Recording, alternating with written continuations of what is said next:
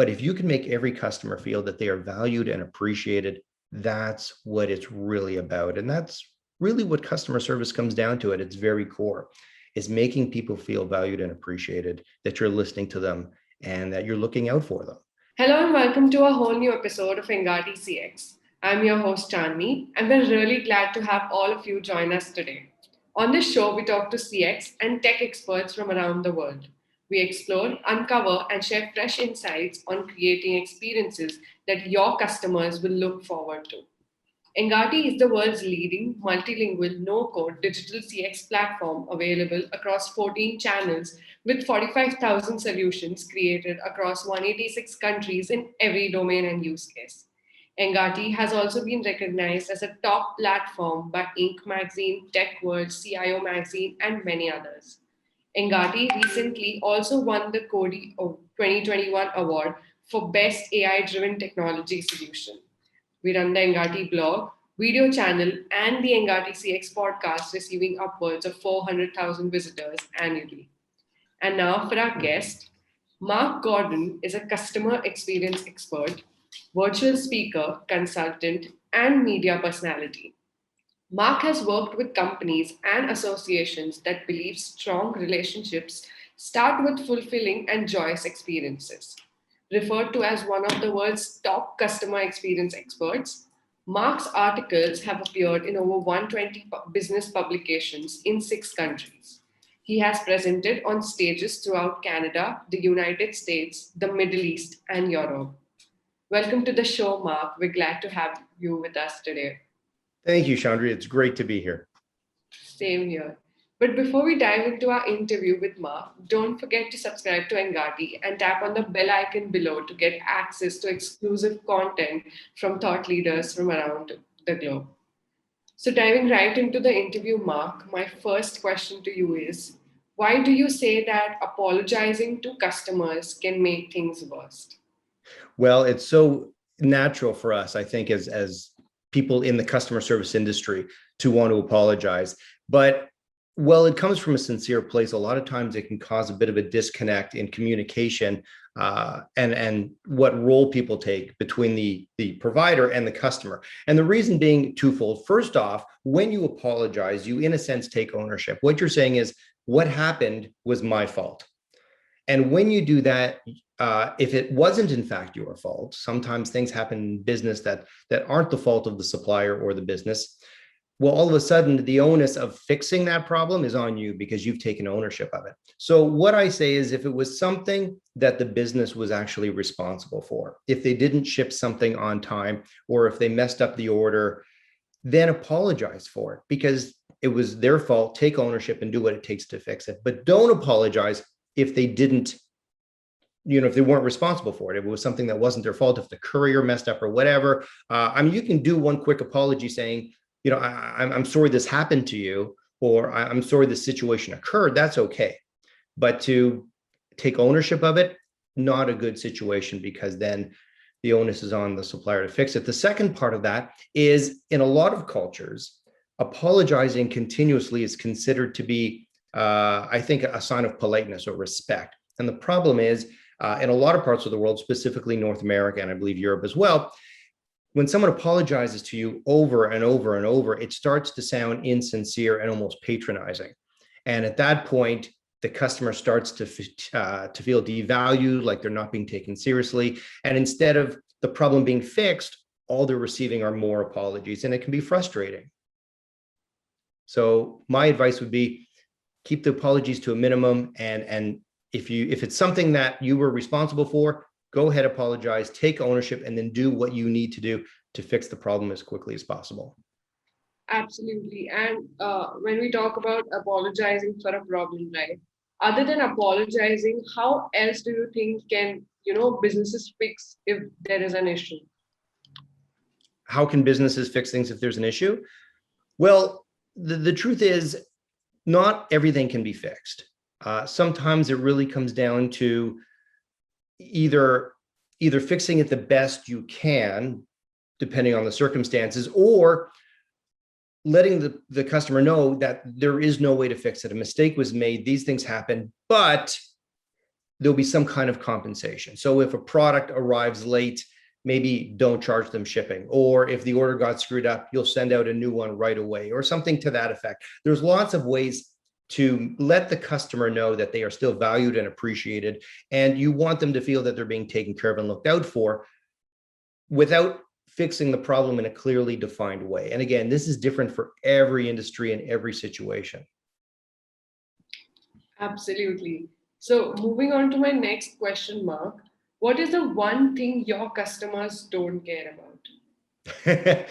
Well, I would say there's probably a lot of things customers don't care about, but they can all be grouped into one bundle, and that being they don't care about internal issues on the part of the companies they're working with.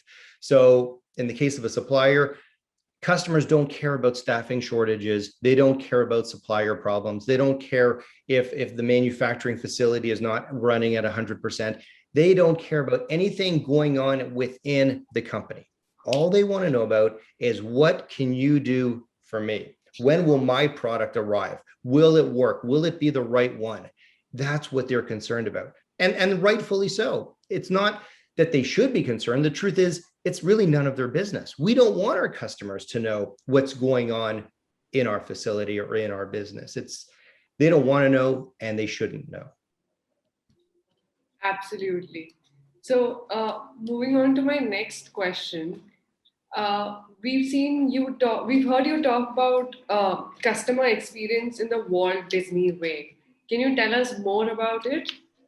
Well, Walt Disney has sort of become the worldwide benchmark for customer experience. And it's really interesting. If anyone's ever been to a Disney park in North America or in Europe, you'll know the customer experience is almost flawless. I mean, there's really almost nothing that can go wrong. And if there is, they respond very quickly and very efficiently to making it right. And the problem is, for a lot of businesses that are much smaller, to be compared to Disney is extremely discouraging, in the fact that Disney has all this resources and most businesses don't. So really what it comes down to, and any business can do that, is simply following three basic rules. All you want to do is deliver an experience that is easy, convenient, and stress-free. That's all you have to do. And this is what Disney does. And you can do this in any kind of business, any kind of industry. It doesn't matter what you provide, a product or a service. All you have to do is plan out the customer experience journey, from the time a customer reaches out to you to the time that the transaction is completed, and look through all the steps and look to see where there's a problem, where things don't work quite right, where the customer could be stressed. And you got to ask yourself, okay, how can we make this easy for the customer, like effortless, convenient? Is the customer able to do things on their terms? Are they able to explore different options to contact us or to order, or everything from our hours of operation, our accessibility, things like that? And then stress-free being, if there's a problem, can it be dealt with quickly? Or if there's not a problem, is it stressful for the customer to reach out to us? Is our website very confusing? Or is it difficult to get in touch with a specific individual? All of these things can be dealt with, and Disney does it really well, and so do thousands of businesses around the world of all sizes. It's not that hard to do. It's just really a matter of having an awareness and also a desire. Absolutely well said, Gordon. So, moving on to my next question, we've heard you talk about sticky spots, and so we're really interested to know, what are these sticky spots and how can we identify and rectify them from a business point of view?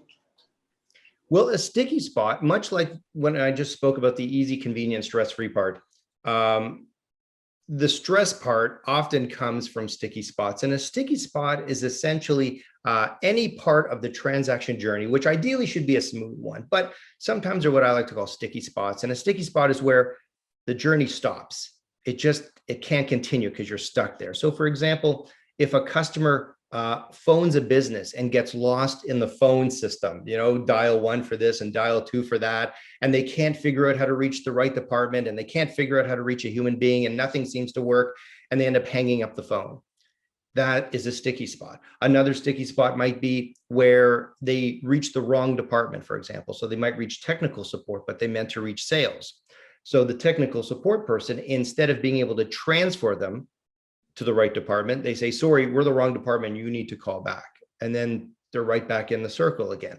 There's all kinds of situations in various industries and product cycles and delivery experiences where there are sticky spots, and they're usually very easy to identify. And the best way to identify them, believe it or not, is not only just asking the customers, but also asking frontline workers, the salespeople, the people in the call centers.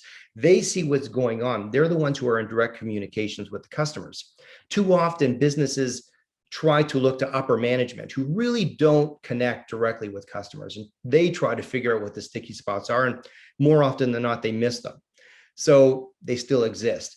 But the frontline people, the people who are dealing directly with customers, they're the ones who know and recognize. And I think they don't get enough credit in terms of what they see and what they can contribute to a business, and being able to create a customer experience that is, void of any sticky spots, ones that go smooth, and again, easy, convenient, and stress-free.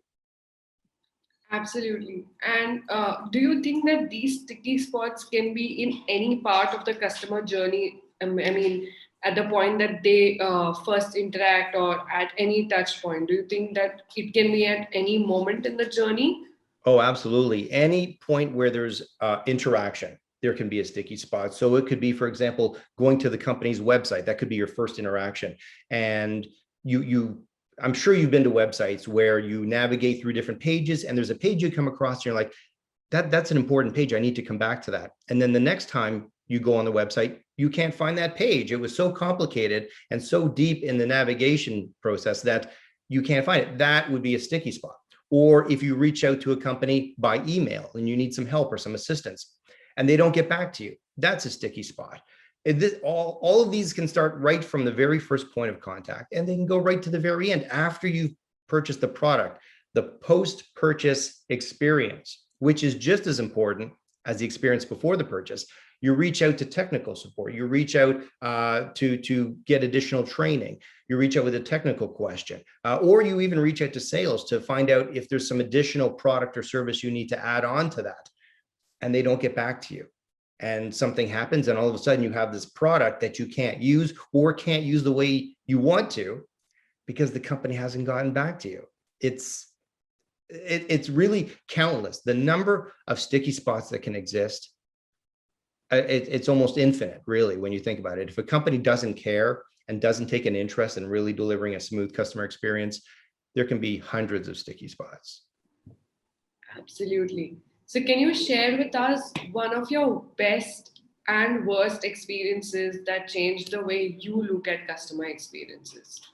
Wow. Well, when it comes to negative experiences, there's there's just so many to share, and I think you and all your listeners probably can think of dozens of negative experiences. But what I'd like to share is a positive experience, which really stuck with me. And I have an iPhone, as I'm sure many people do. And there was something that I was having difficulty with on the phone, and it didn't work right for me. So I reached out to Apple technical support, and I spoke to a wonderful woman there, and I explained the problem to her. And one thing she didn't do was apologize. She did not apologize, even though this was an Apple issue. She did not apologize. But what she did say was that she totally understood what I was going through, because she had gone through the same thing herself. And I was like, wow. In saying that, she had become not just a customer service rep, but she became my friend. We were now connected because we had gone through the same experience before. And she shared my emotion. I didn't have to explain anything to her, because by her saying that she had gone through the exact same thing, all of a sudden it made me relax. I was like, okay, I can trust this person because they understand my situation. And then at that point, she said, okay, let's figure out how to fix this. Let's do whatever it takes to make this happen. She shared my sense of urgency. So without apologizing, she connected with me on a level far beyond the superficial customer and customer experience connection, or customer service rep connection. She took ownership of it by really trying to make things right, and she understood me. So really, I had a champion working for me. And she had that sense of urgency. She was focused on it. She transferred it to someone higher up who was able to fix the problem. And then she followed up with me after to make sure everything was okay. This is what people want. All right. They want to know that when they have a problem, that someone is looking out for them. It isn't just someone turning to policies or rules or regulations or whatever and saying, this isn't my department, or that's not what I'm trained to do, or anything else. What they're saying is, you have a problem. I don't like that you have a problem. I want to fix it. I want to make you happy. And I want you to know that I'm going to look out for you. That's what customers want. And that, to me, is really the golden rule of delivering an exceptional customer experience, is really understanding what the customer is looking for and how to make it happen, whether things are going smoothly or not so smoothly. It's really putting yourself in the customer's shoes and saying, what would I want out of this experience? Absolutely. This is amazing. So, we spoke about Apple, right? Let us know your golden rule to enhance customer experience. Well, my golden rule, it's not always about exceeding expectations. So many businesses believe that they have to do things like under promise and over deliver, or exceed expectations, give the customer more than what they believe they should get or what they think they'll get. And really, you don't have to do that. I think it's putting an unreasonable amount of pressure on businesses who believe they have to exceed expectations. And also, it's not good for the customer because the customer really doesn't understand what they're going to get. Instead, give the customer exactly what you said you're going to give them. Instead of promising, under promising and over delivering, just promise and deliver. And if you look at great companies who are succeeding in their marketplace, companies like Coca-Cola or McDonald's or Lululemon, these are companies that are doing just that. They tell you exactly what they're going to give you, and they give you exactly that. And in doing so, a couple things happen. Number one, they're able to manage their processes. So they know exactly what their costs are, how many resources it will take to deliver the product or service. But for the customer, there's also that level of trust. So when you go into a McDonald's and you order a Big Mac, you know that whether you get a Big Mac in the United States or in Mumbai or Italy, it is exactly the same product. They're not going to change it. So there's that level of trust, that level of confidence that you have, because McDonald's doesn't make unreasonable promises. They tell you exactly what you're going to get. So I would say to any business, don't feel that you have to hype it up. Just tell people exactly what you're going to give them and give them just that. And if you keep that promise and you're authentic and you're transparent, you will build that trust. And once you have that trust, they will be coming back. Absolutely. That's really, really great. And I'm sure people listening would totally agree to what you have said, right? So before we wind up to our interview, Mark, are there any sound bites that you would like to share with our audience? Well, in wrapping up, I think it's important to understand that customer experience really is not about business at the end of the day. It's about people and understanding how people communicate with each other and how people make each other feel. And we live in a world now, for better or for worse, because of social media, where I think a lot of us don't feel we're being listened to. We don't feel that we're being loved or that we're being appreciated because we've had to turn to strangers. We post things on Facebook and Instagram and TikTok, not because we want to share so much, because as we want to understand or feel that the world is listening to us. So when it comes to customer experience, if a customer is dealing with a business that listens to them, that really appreciates and values what they say and what their opinions are, that will go far beyond any kind of marketing or promotion or quality or price or anything else, because all of those things are generally superficial. But if you can make every customer feel that they are valued and appreciated, that's what it's really about. And that's really what customer service comes down to at its very core, is making people feel valued and appreciated, that you're listening to them and that you're looking out for them. And the result of that, obviously, is an increase in business. But I think the focus needs to start with that person to person, that interpersonal connection. That's where it all starts. It should not start with quotas or balance sheets or income statements. That's not where it should start. It should start with the individual customer. Absolutely. This was amazing. Thank you so much, Mark, for giving us your time. Your insights were really valuable, and I know our audience is going to enjoy this interview. Thank you.